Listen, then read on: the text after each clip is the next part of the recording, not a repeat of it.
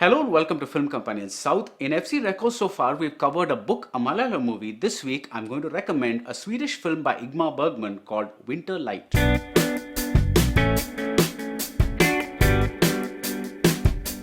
The film is generally considered the middle part of a trilogy that began with Through a Glass Darkly and ended with The Silence. Whose silence? God's silence. You can see the link between the films in lines like these, which treat God like a spider. Dörren öppnades. Guden som kom ut var en spindel. Var gång jag konfronterade Gud med den verklighet jag såg blev han ful, vederstygglig, en spindelgud, ett monstrum. The basic story of Winter Light revolves around a priest named Thomas. The name is not accidental. The man is in a spiritual crisis. Hence, he is a doubting Thomas, which is a reference to the Apostle Thomas, who refused to believe that the resurrected Jesus had appeared until he saw the wounds that Jesus had suffered on the cross. Om vi kunde tro på en sanning. Om vi kunde tro.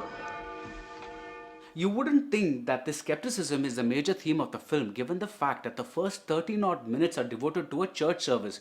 But note the opening images of the film. We start with Thomas and then we slowly move away, move outside. It's bleak. It seems to be in the middle of nowhere. There's snow on the ground. The trees are bare. It's the very image of spiritual emptiness. Okay, an unrelated bit for fans of Super Deluxe, especially the ones who reveled in the film's theories. Remember the last line that Ramya Krishnan tells the Mishkin character, the line about Jesus and a teddy bear? In Winter Light, one of the people attending that church service at the beginning, in this house of Jesus, is a girl clutching a teddy bear. Now, I'm not suggesting anything. I'm not saying this is an Easter egg or a theory or something. I'm just saying it's there. Anyway, back to the movie. It's structured as a series of conversations that Thomas has with his parishioners, the people attending the service. The first visitors are a fisherman and his pregnant wife. The fisherman is depressed because China is developing an atom bomb. Now look at how Thomas reassures him. He begins with an empty platitude. Vi går ju alla med samma rädsla. Mer eller mindre. Vi måste lita på Gud. But when the fisherman sharply looks at him, he looks down. He's unable to meet the fisherman's eyes. If he himself has doubts, how can he reassure somebody else? Note the framing. When Thomas offers that platitude, he's in a separate frame and the fisherman is in a separate frame, because the fisherman is the one with the problem and he assumes that Thomas is the one with solutions. They are on separate sides. But soon after Thomas lowers his eyes, see what happens. Thomas crosses over and comes towards the fisherman because he is on that side. He doesn't have any solutions either. Jag känner mig så maktlös. Jag vet inte vad jag ska säga. So this couple leaves and the next person to enter is a school teacher named Marta, who's been in a relationship with Thomas. She understands him, or at least she thinks she understands him, but he doesn't seem to want her anymore. Look at the scene. Jag är trött på alltihop. Allt som har med dig att göra. Varför har du inte sagt något förut? Ända från födseln har jag fått lära mig att kvinnor är högre väsen. Note the use of the words higher order. It seems to be some kind of transference. He wants God just like Marta wants him, and because God is not in a relationship with him, he's similarly rejecting Marta. Bergman's movies leave a lot of opportunity for reading between the lines because very little is actually spelled out. But at the same time, you get these 10-ton lines which actually seem to be spelling things out like in a play. Vad är det, Thomas? Det är det likgiltigt. Säg i alla fall. Guds tystnad.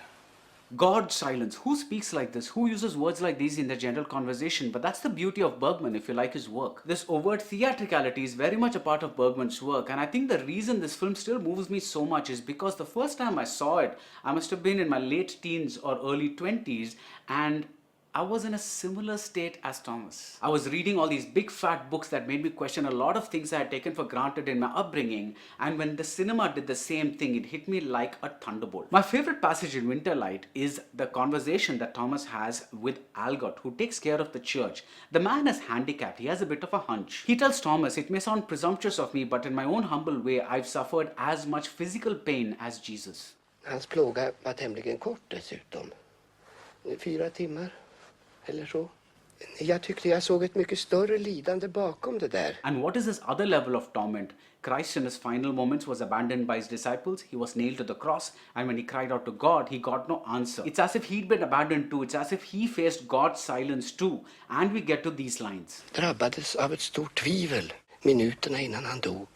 Pastorn, det måste ha varit hans mest fasansfulla lidande. Jag menar Guds tystnad. The point being that if Jesus himself suffered this fate without getting a sign from God, then what is Thomas? What makes him someone special? Winterlight is a very heavy film, no doubt, but if you haven't seen it, do give it a try. It's just about an hour and 20 minutes. There are far more entertaining Bergman movies like The Marvelous Fanny and Alexander, but this is how I was introduced to the director, and that is why I wanted to recommend this film to you. Let me know what you think about this movie. See you soon in the next episode of FC Recco, and keep watching Film Companion South.